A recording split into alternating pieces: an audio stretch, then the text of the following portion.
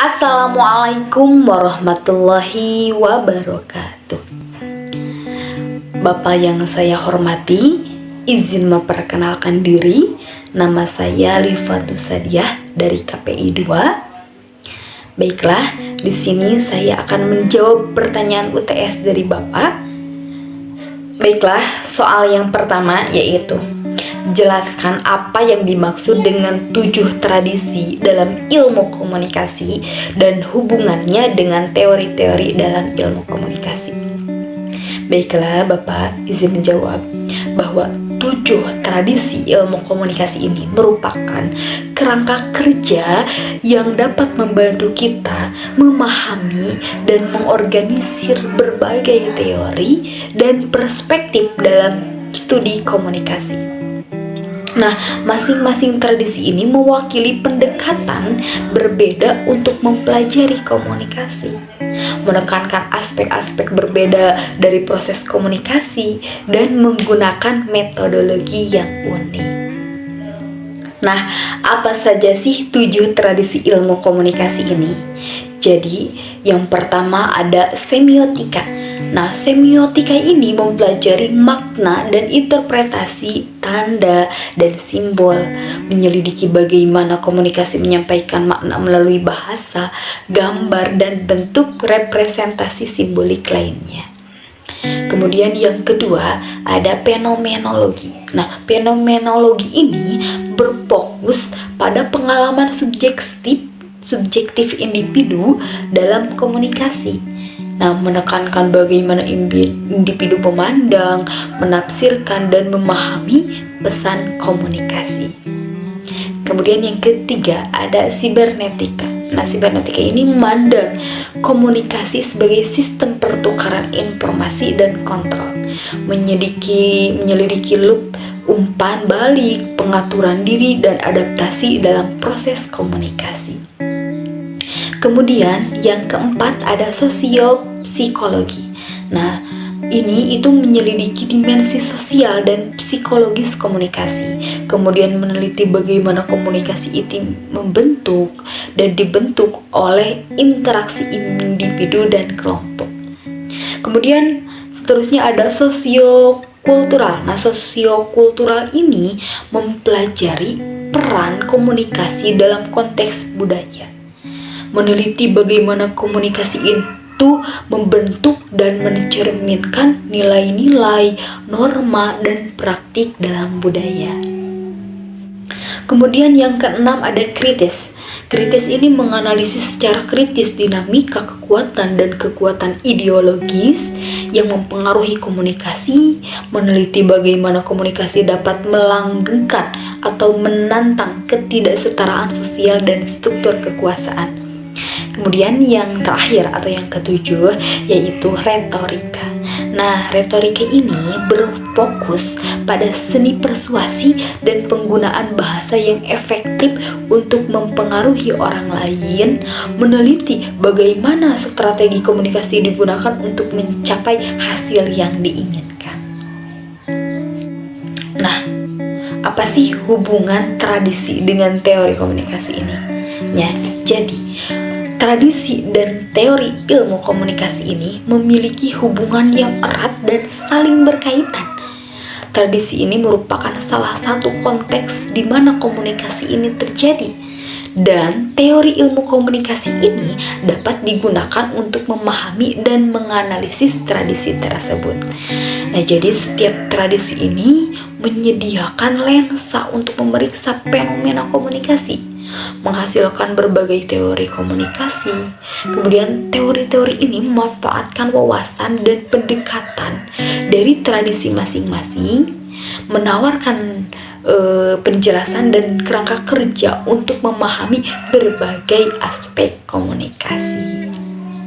Untuk pertanyaan kedua, yaitu jelaskan apa yang dimaksud dengan konteks komunikasi dan hubungannya dengan teori-teori dalam ilmu komunikasi. Nah, izin menjawab. Jadi, konteks komunikasi ini adalah situasi atau keadaan di mana komunikasi ini terjadi. Konteks ini dapat mempengaruhi bagaimana pesan ini dapat dipahami dan diterima. Nah, konteks komunikasi ini mengacu pada situasi atau keadaan di mana komunikasi ini terjadi. Nah, ini mencakup berbagai elemen yang mempengaruhi makna, interpretasi, dan efektivitas komunikasi. Nah, apa sih hubungannya konteks dengan teori ilmu komunikasi ini? Nah, jadi konteks ini merupakan konsep sentral dalam berbagai aspek teori ilmu komunikasi. Nah, contohnya itu seperti dalam teori interaksionisme simbolik.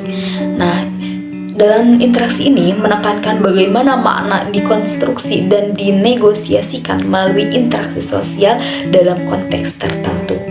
Nah, contoh dalam teori komunikasi budaya, nah ini mempelajari bagaimana budaya mempengaruhi cara orang berkomunikasi dan bagaimana komunikasi ini membentuk budaya. Jadi, dengan memahami konteks, para ahli teori komunikasi dapat mengembangkan teori yang lebih konferensi dan akurat tentang bagaimana komunikasi ini bekerja dalam berbagai situasi dan budaya. Nah, konteks komunikasi adalah aspek penting dalam memahami dan mempraktikkan komunikasi yang efektif. Karena dengan mempertimbangkan konteks, kita itu dapat meningkatkan keterampilan komunikasi kita, membangun hubungan yang lebih kuat dan lebih memahami dunia di sekitar kita. Baik, pertanyaan yang ketiga yaitu jelaskan teori-teori berikut menurut Anda sendiri dan berikan contoh-contoh konkret dalam kehidupan sehari-hari. Yang pertama ada teori agenda setting, kedua teori media kritis, ketiga teori komunikasi 2 tahap, dan yang keempat teori interaksi simbolik.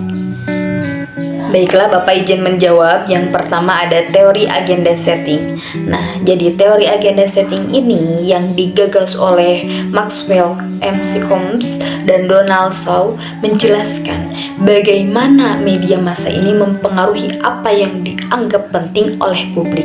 Nah, jadi media melalui pemilihan dan penekanan isu-isu tertentu dapat mengarahkan perhatian dan kepedulian publik terhadap isu-isu tersebut. Nah, contohnya bagaimana?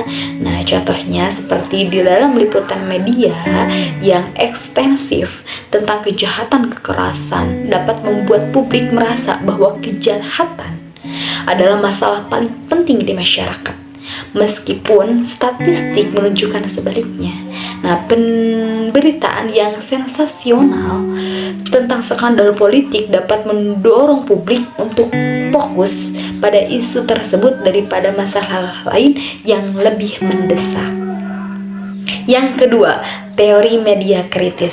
Nah, teori media kritis ini berakar dari pemikiran para pakar seperti Stuart Hall dan Fowler tentang bagaimana mereka menantang pandangan tradisional media sebagai penyampaian informasi yang objektif.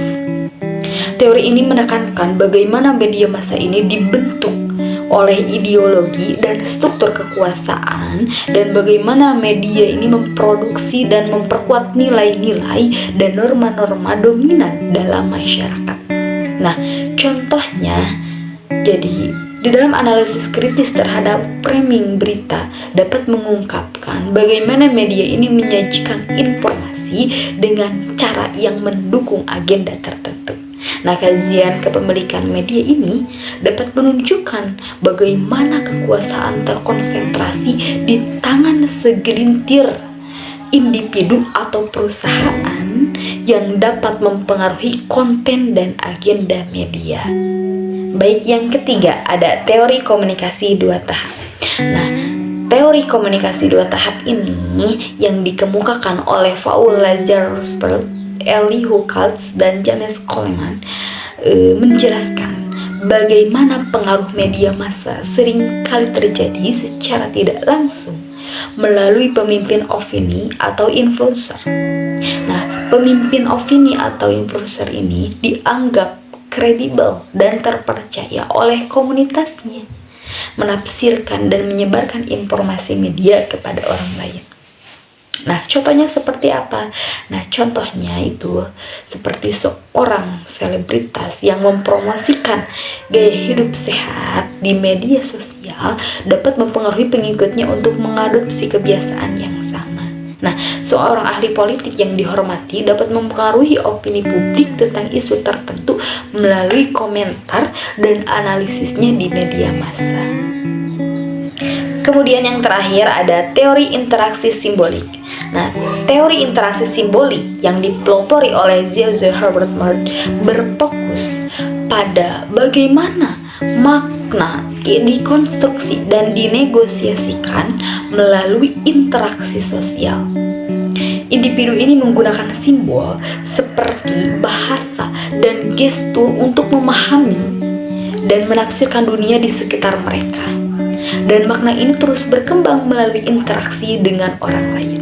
Nah, contohnya itu yaitu dua orang yang mendiskusikan film yang baru saja mereka tonton mungkin memiliki interpretasi yang berbeda tentang makna film tersebut berdasarkan pengalaman dan latar belakang mereka.